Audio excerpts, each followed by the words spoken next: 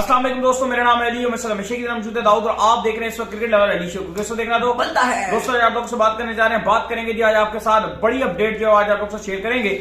बहुत लोग बहुत पूछ रहे हैं कि यार नसीम शाह तो इंजर्ड हुए हारिस रऊफ की क्या अपडेट आ रही है, वो भी हम लोग से शेयर कीजिए तो वो आपको बताएंगे। और साथ में जो है वो आप लोगों से आज बात करेंगे कि आज आप कह लेंगे कल के दिन बल्कि सरफराज अहमद ने बड़ी शानदार सेंचुरी दाग दी है।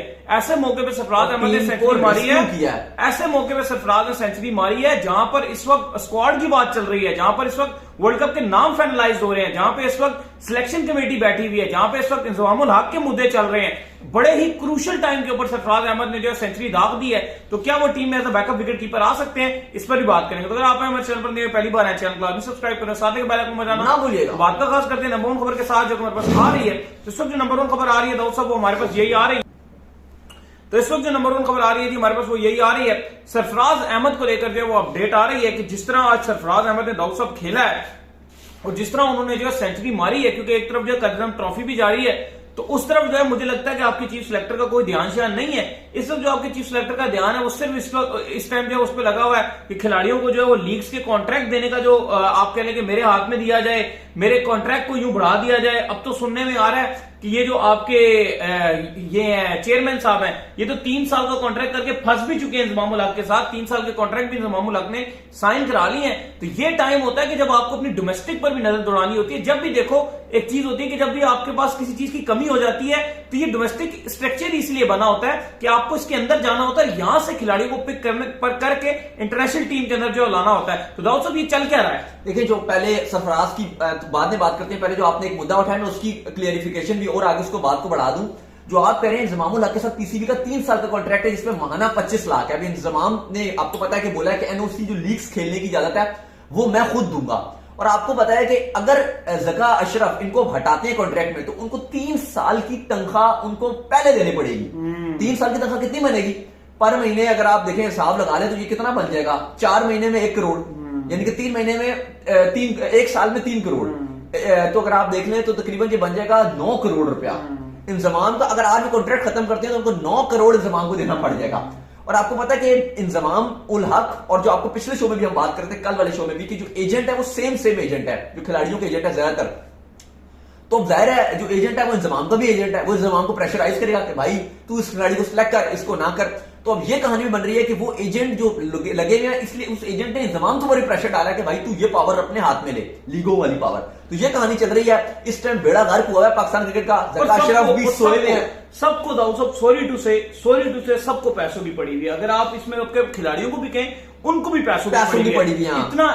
इतना अहम आपका जो है वो इवेंट चल रहा है। 4 साल के बाद वर्ल्ड कप आता है। अब हम हमारे साथ देखें हजारों नहीं लाखों फैंस हमारे साथ जुड़े क्योंकि परेशान है, टेंशन में वो बेचारे। वो इस वक्त चाह रहे हैं कि भाई आपकी टीम की क्या बने।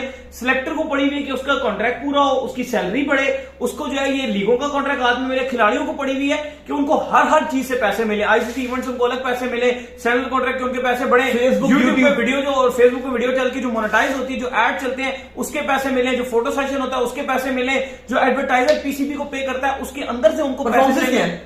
जीरो परफॉर्मेंस जीरो है, मुतालबे इतने ज्यादा हैं और परफॉर्मेंस उनकी बिल्कुल जीरो है। दूसरा अली साहब, अब बाबर आजम की ठीक है और ओके ऑल राइट। अब बाबर आजम की अगर आप बात करते हैं, बाबर आजम की उनकी अगर आप देखें वो उन्होंने साफ मना कर दिया कि मोहम्मद हारिस, जो मीटिंग हुई है कल इनकी, भाई मोहम्मद हारिस को मैं रख लूंगा लेकिन मैं सरफराज को नहीं रखूंगा। भाईजान का सरफराज ने आपको पता है क्या किया? कराची वाइट्स का और जो फैसलाबाद का कायद-ए-आज़म ट्रॉफी का मैच चल रहा था, 203 पर 5 खिलाड़ी आउट हो गए थे। 203 पे 5 आउट हो गए थे। वहां पर सरफराज ने असद शफीक के साथ मिलकर तकरीबन 200 प्लस की पार्टनरशिप बनाई है। सरफराज ने 108 रन की हीरोइक नॉक खेली है और टीम का जो स्कोर 203 था उसको 434 तक ले गए, रेस्क्यू किया। 203 पे 4 और 434 तक ले गए। और एंड में जो कल का दिन अख्ताम हुआ उसमें सरफराज साहब नॉट आउट रहे हैं। तो सरफराज तो रेड बॉल में भी रन बना के दे रहे हैं। देखो, अब जो बाबर का कल बात थी, बाबर ने कहा जी कि मैं सरफराज को रिजर्व में नहीं रखना चाह रहा क्योंकि सरफराज स्क्वाड में नहीं है और हारिस को मैं रिजर्व में रखूंगा। तो भाई इंतजामुल हक आप आंखें खोल लें, अभी भी वक्त है। कल हमने आमिर वाला शो भी किया था कि आमिर भी तैयार है, लेकिन एक बार बाबर को बोलने की जरूरत है, एक बार बाबर को कहने की जरूरत है। देखो अली, ईगो, अपनी अना, ये जिसमें भी आएगी वो उसको ले डूबेगी, किसको भी आएगी। पाकिस्तान क्रिकेट का, पाकिस्तान क्रिकेट फैंस का।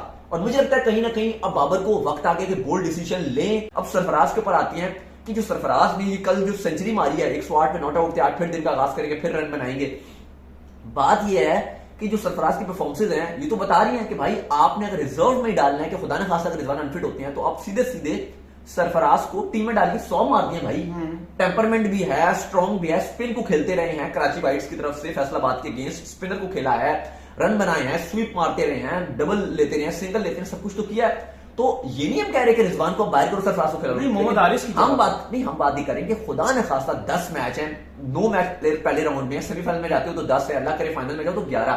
खुदा ने खासा अगर एक मैच में भी इंजरी हो जाए, हो गई ना टीम सऊदी को इंजरी हो गई है, ट्रेविस हेड को इंजरी हो गई है, आधे वर्ल्ड कप से बाहर हो गए हैं। इसके बाद अगर बात की जाए तो इंग्लैंड ने भी कहा रॉय की इंजरी का बता रहे हैं, नसीम शाह इंजर्ड है, हारिस रऊफ भी आधे अनफिट है, आधे फिट है ना आपके इंजर्ड, सऊदी इंजर्ड है, ट्रेविस हेड इंजर्ड है, श्रीलंका के वो जो बॉलर हैं हसरंगा इंजर्ड है, वो भी वर्ल्ड कप से बाहर हो रहे हैं। हसरंगा इंजर्ड है, नहीं हसरंगा नहीं, वो जो उस दिन पाकिस्तान के अगेंस्ट जिन्होंने बड़ी तिक्षाना उनको आप देख लें, ये है ना अनफिट। तो आप कुछ भी हो सकता है ना, क्रिकेट कुछ भी हो सकता है। अब इंडिया ने इतने खेली है, कल इंडिया ने भी अपने स्क्वाड अनाउंस किया है ऑस्ट्रेलिया के अगेंस्ट 2 ODIs, उसमें उन्होंने अपने विराट रोहित इसके अलावा कुलदीप यादव, हार्दिक पांड्या 4 को उन्होंने बाहर किया, आराम करवाया कि ये ना इस सीरीज में ये ड्रॉप मतलब कोई इंजरी हो जाए, सिर्फ 3rd ODI में वो खिला रहे हैं। तो उनके माइंड में भी ये चीज है।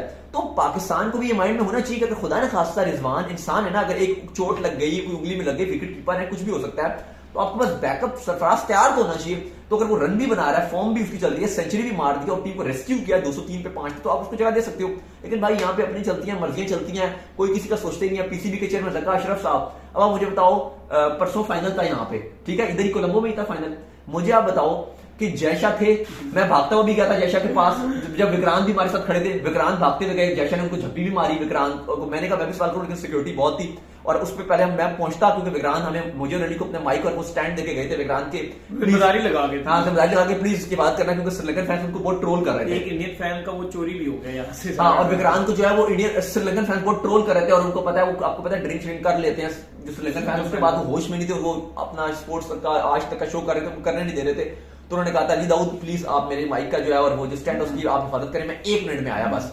तो मैं अली को दिखा के मैंने कहा मैं भी भाग के जाता हूँ, जरा जयशाह से कोई हो जाए, कोई सवाल पूछ ले बारिश बुरिश का। तो इतने में हम गए, तो वो आए हैं निकल के, वीडियो भी बल्कि मैंने वो अपने कैमरे से रिकॉर्ड किया था। तो बार वो बैठ गए, तो आप देखें जयशाह थे, ट्रॉफी थमाई रोहित को। बिल्कुल होस्ट कौन था इस एशिया कप का?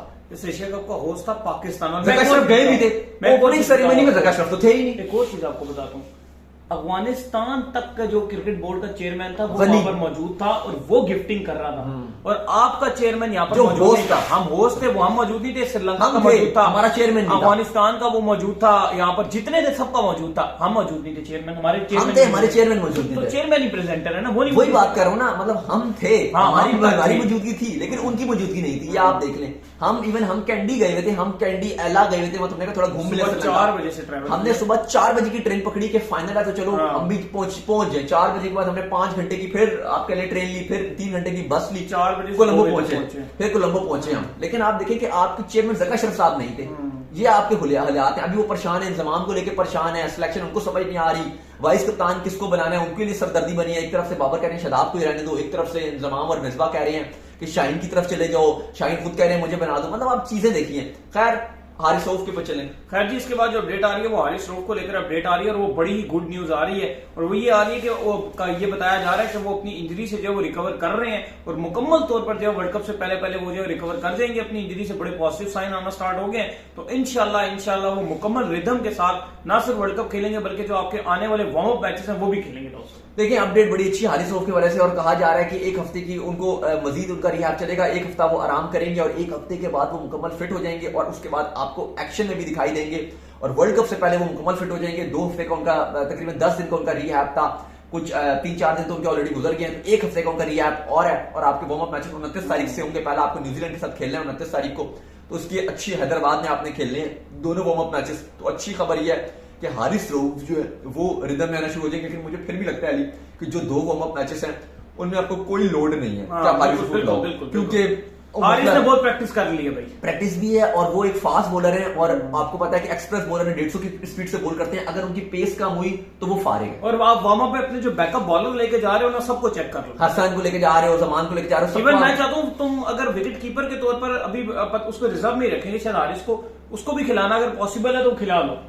उसको भी खिला लो तुम। अगर तुम्हें लगता है ना बाद में हमने कभी ना इसको चांस देना पड़ गया तो उसको भी खिला लो तुम। नहीं, आप सबको खिला सकते हो। वर्ल्ड कप में आपकी इजाजत होती है तो आप अपनी सारी बेंच सबको ट्राई करो, सबको मौके दो। उसमें तो सब अलाउड, ये रूल भी होता है कि बैटिंग पावे सारे के सारे बैट्समैन, क्योंकि रिजर्व जो मैच होता है ना, जो वार्म अप मैच होता है, वार्म अप मैच उसकी कोई हैसियत नहीं है। उसमें अगर आप 0 पे भी ऑल आउट हो जाओ ना, वो क्रिकेट की किसी भी रिकॉर्ड में दर्ज नहीं किया जाता। ये आईसीसी का रूल आता है। बड़ा सीरियस लेते हैं। नहीं ठीक है, वो सीरियस ले लें, लेकिन उसको किसी भी रिकॉर्ड में उसको दर्जा नहीं दिया जाता। 2019 में पाकिस्तान हार गया था अफगानिस्तान से, जब हजरतुल्लाह ज़ज़ई ने शाहीन को चौके शौके मारे थे, पाकिस्तान हार गया था, लेकिन वो किसी रिकॉर्ड में दर्ज नहीं था। अफगानिस्तान को जो पहली जीत मिली थी वो आपकी उसी जो सीरीज थी और आपकी हुई थी उसमें अफगानिस्तान जीता था, तो वो कोई बड़ी बात नहीं, वो वाली कोई नहीं मानी जाती। वो जीत ले भी लेती थी, बल्कि वो 0 माना जाता है, ना वो रिकॉर्ड माना जाता है, ना वो जीत में माना जाता है। तो आप हारिस रऊफ को आराम करवाइए और उसके बाद आप उनको जो मैच होगा आपका नीदरलैंड वाला, उसमें भी मैं नहीं कहता हूं नहीं खिलाएं। इतना डरपोक नहीं होना चाहिए कि आपको नीदरलैंड के मैच में आप डर जाए कि हारिस रऊफ खेलेंगे नहीं तो होंगे। आप उनको आराम करवाएं, श्रीलंका वाले मैच से आप लेकर आए, नीदरलैंड से आप कॉन्फिडेंस रखें कि आप जीत सकते हैं, कोई इतनी ऐसी बात नहीं है। और दूसरी बात यह है कि हारिस रऊफ से आप आराम करवाएं, लेकिन अभी तक की जो अपडेट है, रिहैब उनका बड़ा बेहतरीन चल रहा है। कहा जा रहा है उनका दर्द खत्म हो गया, जो उनको पीछे पसलियों में उनके दर्द था, वो उनका दर्द खत्म हो गया और अब वो थोड़ा आराम कर रहे हैं, अपनी फैमिली के साथ टाइम गुजारेंगे कुछ दिन। उसके बाद आपको पता है पाकिस्तान टीम ने फिर इंडिया ट्रैवल कर जाना है, तो ये गुड न्यूज है कि हारिस रऊफ ऑलमोस्ट ठीक है। तो उम्मीद करते हैं आज हमारे शो आपको वीडियो को लाइक कीजिए, हमारे चैनल को सब्सक्राइब कीजिए, साथ में बेल आइकन को बजाइए और एक और काम कर लीजिए, वो ये कर लीजिए कि आप जो है इंस्टाग्राम पर जाइए, इंस्टाग्राम में मुझे फॉलो कर लीजिए, वहां पे मैं मौजूद हूं, दाऊद क्रिकेट के नेम से। अगर आपको कोई सवाल हो तो भेजिए, क्रिकेट को भी फॉलो कीजिए। मैं ऑफिशियल के नाम से लिंक डिस्क्रिप्शन में मौजूद है, जाइए फॉलो कीजिए। अल्लाह हाफिज, बाय, ख्याल रखिएगा।